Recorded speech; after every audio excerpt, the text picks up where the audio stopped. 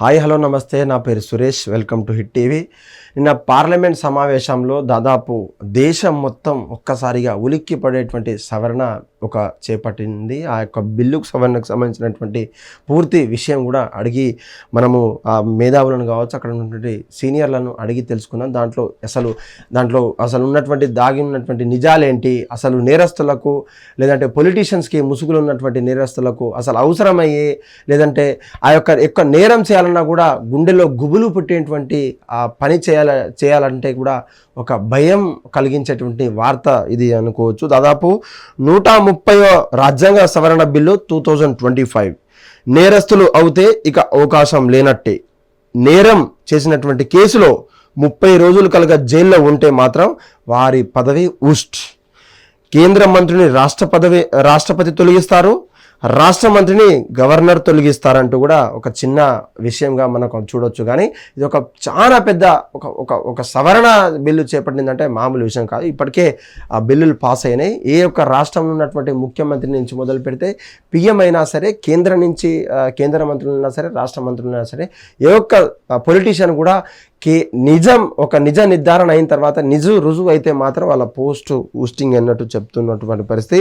31వ రోజు లోపు సలహా లేకపోతే ఆ యొక్క 32వ రోజు ఆటోమేటిక్గా తొలగించేటువంటి పరిస్థితి, తొలగించాల్సిన అవసరం ఈ యొక్క బిల్లులో మనకంతా పొందుపరిచింది. ఇది కేంద్రం, రాష్ట్రాలు, ఢిల్లీ, ఎన్సిటీ కూడా వర్తిస్తుంది. అంటే ఎన్సిటీ అంటే తెలుసు కదా, ఢిల్లీ ఏదైతే ఉందో అక్కడ ఉన్నటువంటి ప్రాంతాల్లో కూడా వర్తిస్తుంది. రాజ్యాంగ ఆర్టికల్ 75, 164, 239A కీలక మార్పులు చేస్తున్నటువంటి కేంద్ర ప్రభుత్వం చెప్పుకోవచ్చు. ఈ యొక్క ఏదైతే ఏడిఆర్ సంస్థకు చెందినటువంటి దీని మీద చాలా కసరత్తు చేసి ఏదైనా సరే, అంటే రాష్ట్రంలో ఉన్నటువంటి పరిపాలిస్తున్నటువంటి ముఖ్యమంత్రి స్థాయి నుంచి కావచ్చు, దేశంలో ఉన్నటువంటి పరిపాలిస్తున్నటువంటి ప్రధాన మంత్రులు, కేంద్ర మంత్రులు, రాష్ట్ర మంత్రులు ఎవరైనా సరే ఒకటే అని చెప్పేసి ఈ యొక్క ఆర్టికల్ మనకు చెప్తా ఉన్నది.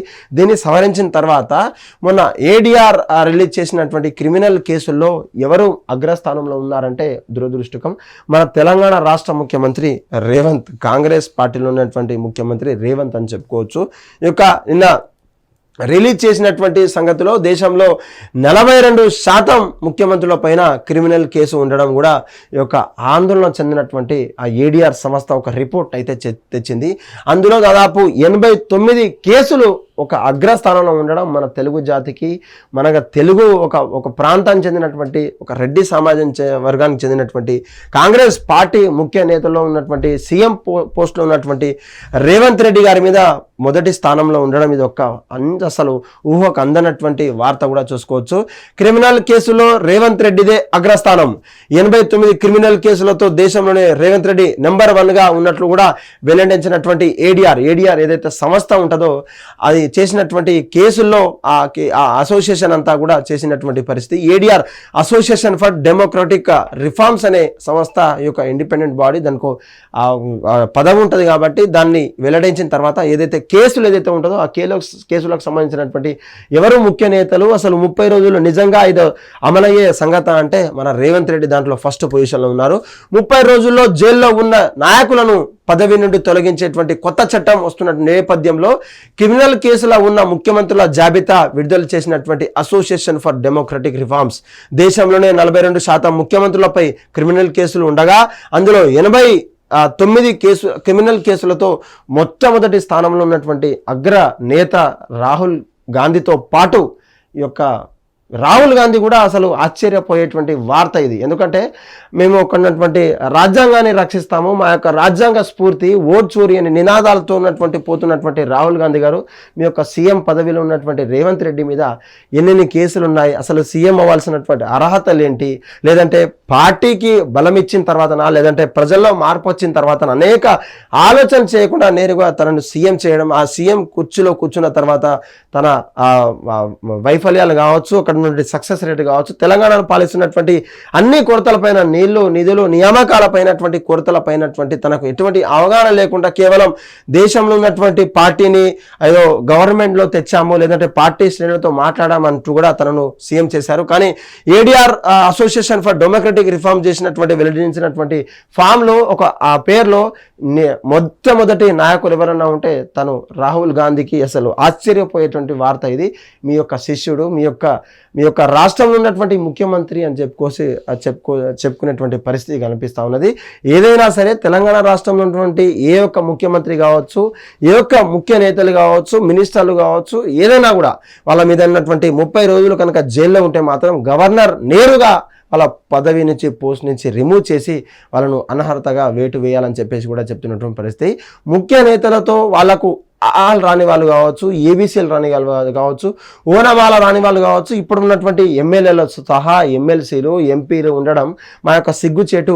ఏదో ఎంఏలు, బిఏలు, ఎంకామ్లు, సిఏలు, ఎంఫిల్లు, పిహెచ్డీలు చేసినటువంటి మేమంతా కూడా చిన్న చితిగా రైతు కుటుంబం నుంచి వచ్చినటువంటి మేమంతా కూడా ఏదో చదువుకుని నమ్ముకొని ఏదో దేశాన్ని సేవ చేస్తాం, ఉద్ధరిస్తామన్నట్లు కూడా మమ్మల్ని ఏ ఒక్క పార్టీ కావచ్చు, కేవలం డబ్బు ఉచ్చులో పడుతున్నటువంటి రాజకీయ నాయకులకు ఇదొక నిజమైనటువంటి గుర్తింపు, నిజమైనటువంటి ఆ యొక్క రెస్పెక్ట్ అంటూ కూడా చెప్తున్నట్టు. ఆ యొక్క టెస్ట్ కండక్ట్ చేయాలి, ఎంపీ అయితే టెస్ట్ కండక్ట్ చేయాలి, మినిస్టర్ అయితే ఈ యొక్క పాఠాల మీద, ఈ యొక్క విషయాల మీద ఈ యొక్క అవగాహన ఉంటేనే వాళ్ళకు ఆ యొక్క శాఖకు సంబంధించినటువంటి ఆ సంబంధిత శాఖకు కేటాయించాలని చెప్పేసి కొంతమంది, చాలా మంది మేధావులు పోరాడుతున్నప్పటికీ ఆ పోరాటం ఇంకా కూడా ఫలించని పరిస్థితి. కానీ ఇటువంటి రిఫార్మ్స్, ఇటువంటి ఏదైతే 130 రాజ్యాంగ బిల్లు సవరణ చేసిందో ఈ యొక్క రిఫార్మ్స్ తెచ్చిన తర్వాత గవర్నమెంట్ మీద కావచ్చు, అటు ఏదైతే నేషనల్ ఇష్యూస్ ఏదైతే ఉంటుందో నిజంగా ఒక దారిలో పోతున్నాం. ఇది ఒక కొత్త సవరణ అనుకోవచ్చు. ఒక రిఫార్మ్స్ని మనం తీసుకునే విధంగా, ఒక గ్రాస్ప్ చేసుకునే విధంగా, ఒక పాజిటివ్తో మనం ముందుకెళ్ళాలి తప్ప దీన్ని ఎవరు కూడా వ్యతిరేకించదు. ఎందుకంటే రానున్న రోజుల్లో క్రిమినల్స్ అంతా కూడా ఆ రాజ్యాలు వెళ్తే మనల్నంతా కూడా బానిసలు అవుతారని చెప్పేసి కూడా చెప్తున్నటువంటి పరిస్థితి. ఇప్పటికే బీఆర్ఎస్తో పాటు కాంగ్రెస్, బీజేపీలంతా కూడా మా తరం అయిపోయింది, కొత్త తరం నాయకులంతా రావాలి, కొత్త విద్యార్థుల సంఘాలు రావాలి, విద్యార్థి సంఘాల నుంచి పుట్టాలి, ప్రతి ఒక్క ప్రాబ్లమ్స్ తెలవాలి, యువత మీ యొక్క మండలంలో ఉన్నటువంటి గ్రామ పంచాయతీ ఉందో అది ఎంచుకొని అక్కడ ఉన్న ప్రధాన సమస్యల మీద మీరు పోరాడితే అక్కడి నుంచి జెడ్పీటీసీ కావచ్చు, ఎంపీపీ కావచ్చు, అక్కడ ఉన్నటువంటి చిన్న స్థాయి నుంచి మీరు కూడా ఏది సాధ్యం కాదంటూ కూడా మీరు అనుకోవద్దని చెప్పేసి కూడా చాలా మంది మాట్లాడుతుండడంతో ఈ యొక్క రిఫార్మ్స్లో సంగతి ఉన్నటువంటి ఈ క్రిమినల్ కేసుల విషయంలో కూడా మనం మొట్టమొదటి స్థానం ఉండడం మన నిజంగా తెలంగాణ రాష్ట్రానికి సిగ్గుచెట్టు అని కూడా మనము భావించవచ్చు. హిట్ టీవీ యాప్, ఇందులో short news, live news, entertainment shows, movies, digital magazines తో పాటు మీ జిల్లా వార్తలను కూడా ఫ్రీగా చూడొచ్చు. ఇంకెందుకు ఆలస్యం, వెంటనే హిట్ టీవీ యాప్ ని డౌన్లోడ్ చేసుకుని ఫ్రీగా ఎంటర్టైన్మెంట్ పొందండి. Hit TV app, hit TV app, please download hit TV app. Hit TV app ని ఫ్రీగా డౌన్లోడ్ చేసుకుని ఎంజాయ్ చేయండి. మీకు నచ్చిన ఎంటర్టైన్మెంట్ కోసం హిట్ టీవీ యాప్ ని ఫ్రీగా డౌన్లోడ్ చేసుకుని ఎంజాయ్ చేయండి. హిట్ టీవీ యాప్ ని డౌన్లోడ్ చేసుకుని ఆస్వాదించండి, ఆశీర్వదించండి. ఇంతమంది సెలబ్రిటీలు హిట్ టీవీ యాప్ ని డౌన్లోడ్ చేసుకోండి అని చెప్తున్నారంటే ఎంత మంచి యాప్ ఆలోచించండి. అమెరికా అమెరికాలో చదవాలనుకునే వాళ్ళకి విశ్వసనీయమైన పేరు మన శౌర్య కన్సల్టెన్సీ. UK లో 1 year masters, UK లో 1 year masters, 2 years work permit up to 5 years visa. Contact Saurya Consultancy. Contact 89851 89851.